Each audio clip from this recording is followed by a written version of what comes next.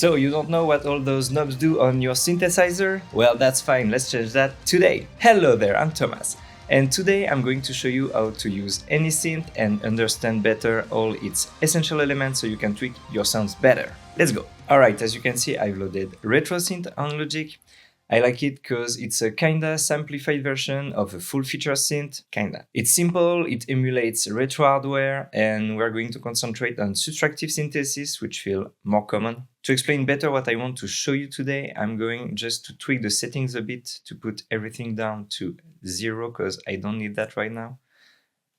Alright, I'm going to do the same with the velocity sliders. Let's start here on the oscillator section. What's an oscillator? It's quite simple. It's only what generates sound on a synthesizer. Let's select the oscillator 2 for now. As you can see, there is a few different shapes you can select from. Here it's quite simple, but on other synthesizer you have access to more waveforms to tweak your sound. Here you'll find a triangle, a sawtooth, a square, which you can tweak and modify its pulse width.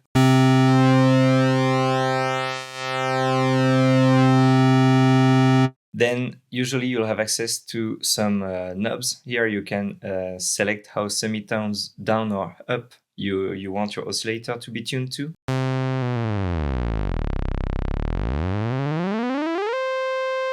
And here with the sense knob you can also tweak further the pitch.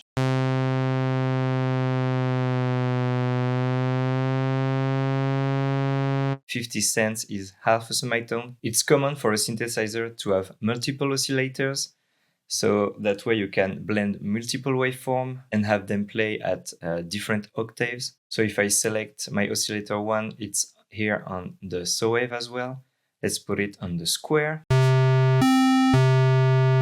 We'll go back to this section a bit later in the video. Now with the mix slider here, you can mix your two oscillators.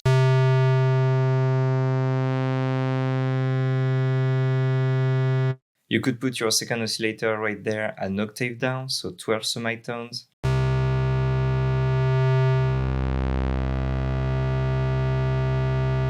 Great, let's keep that for now and move on to the next section. So it's gonna be your filter section. So in subtractive synthesis, your filter is going to remove some harmonic content from your waveforms. Let's put the envelope knob to 0 for now, I'll come back to that later. And let's open the filter. Now, if we start slowly cutting our frequency,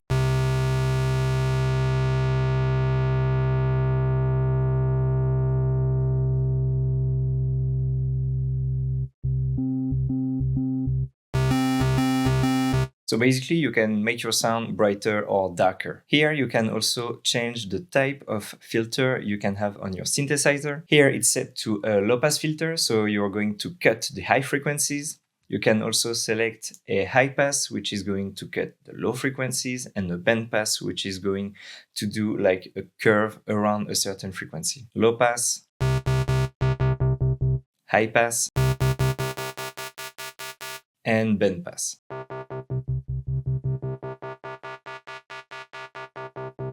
Let's keep the low pass for now. Then next to the cutoff, you're going to find the resonance parameter. With that, you're going to make a resonant peak around the frequency where you set your filter.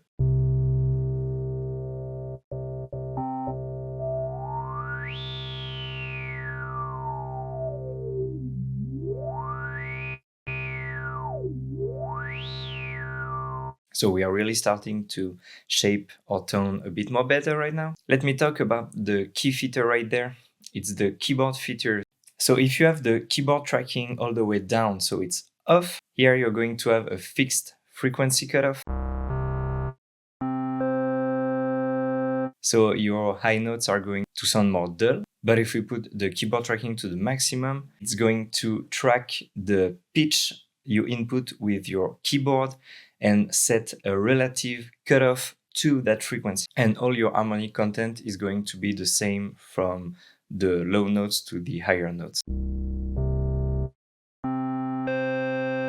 And you can obviously set this value to where you want. So it sounds the way you want. Yeah, sometimes it works great in the middle, sometimes you have to leave it off.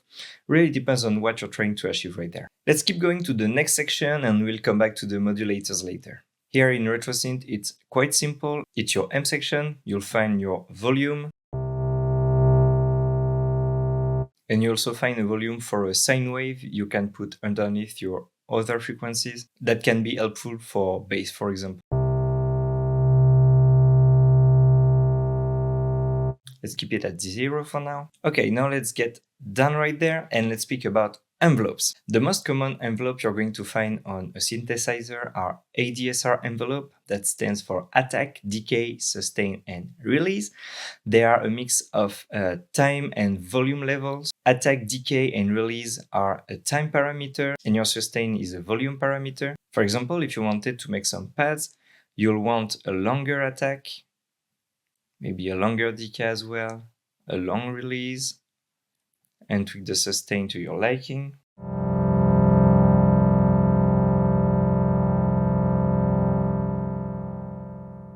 To put that in a simple way, the attack is going to be the time your sound goes to 0 to the maximum amplitude. The decay is going to be the time from the maximum amplitude of the attack and the sustain level. And finally, the release is the time that your sound is going to go back to 0 when you release your keys. On the right of the envelope section right there, you'll find a velocity slider. With that slider, you can select how much of the velocity you input impact the envelope of your synthesizer. So you can play much more naturally and dynamically. So no velocity tracking. But if we put it to the maximum, if I play really softly, or a bit more harder on the keyboard,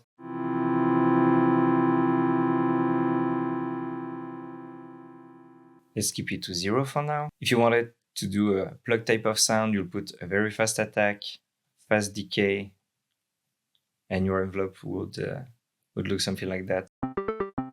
I like plugs with a bit more of a release time. Now that we talked about envelope, let's talk about modulation.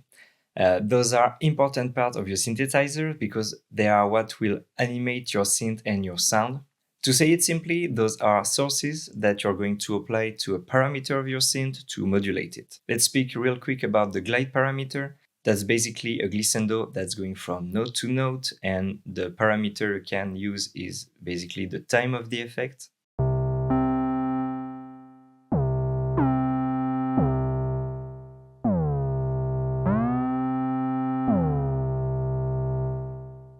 Then let's speak about our filter envelope. Sometimes on certain synthesizer, you won't have a dedicated envelope for the filter. When that's the case, your synth will use the same envelope as your amp envelope, but here we have a dedicated filter envelope, so let's tweak that. So it's really the same idea that we talked about in the envelope section, but it's going to be applied to the filter. Let's put the filter a bit lower for the demonstration, raise a bit the resonance, and tweak our filter envelope real quick so you can really hear what it does. Now right there on the filter, you can select to positively affect your filter with your envelope or negatively, so the envelope is going to be reversed.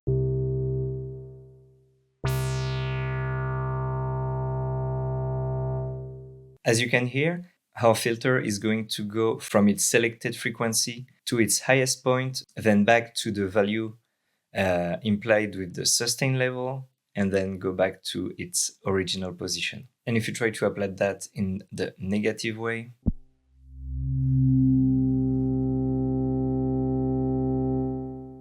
you can really create some interesting effect with that. Let's put it back to 0 and let's talk about the LFO. LFO stands for low frequency oscillator.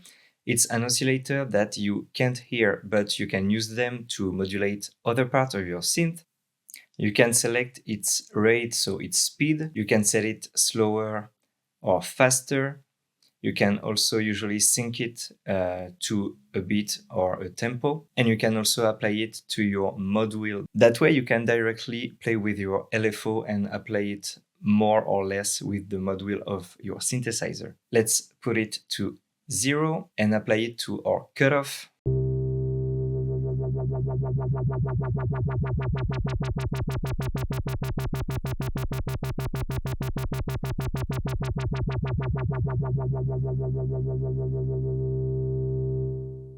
The more you're going to apply your LFO to something, the more the amplitude of the parameter will vary. Let's try to set it to a slower rate and set it a bit to our LFO.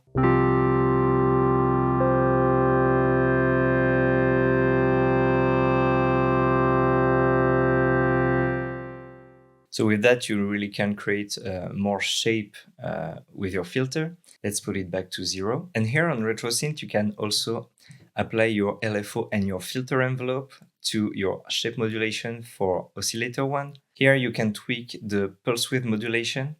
So if you put it in the middle right there and apply your LFO to it,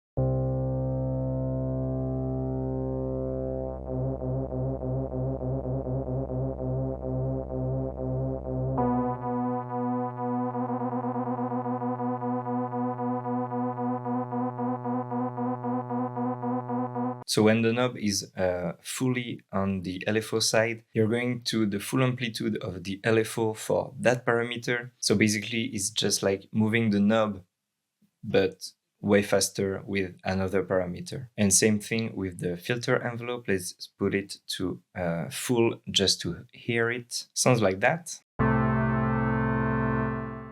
It sounds subtle, but you can really tweak your tone like the way you want it to be. So all those modulations really gives you all the parameters you need to tweak your sound and go further with your sound design. And what's fun also, here in Retro Synth on the settings, you can assign your mod wheel, the aftertouch, and the velocity to different parameters. The mod wheel is also applied to the vibrato.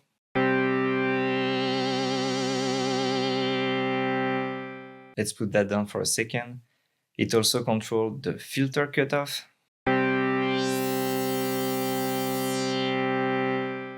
But you can apply it to the LFO rate or the vibrato rate if you want to. Here you can also apply the velocity to a few parameters. Let's put it to the filter cutoff. If I play softer, it's going to be really darker. Play harder, it's going to be brighter. You get the idea. Now, if you're ready to go deeper with all those parameters and create synth sounds on your own, I suggest you head over to the next video. And if you learned some stuff from today's video, please leave me a comment down below and subscribe so you don't miss the next production tips. Thank you for watching, see you later.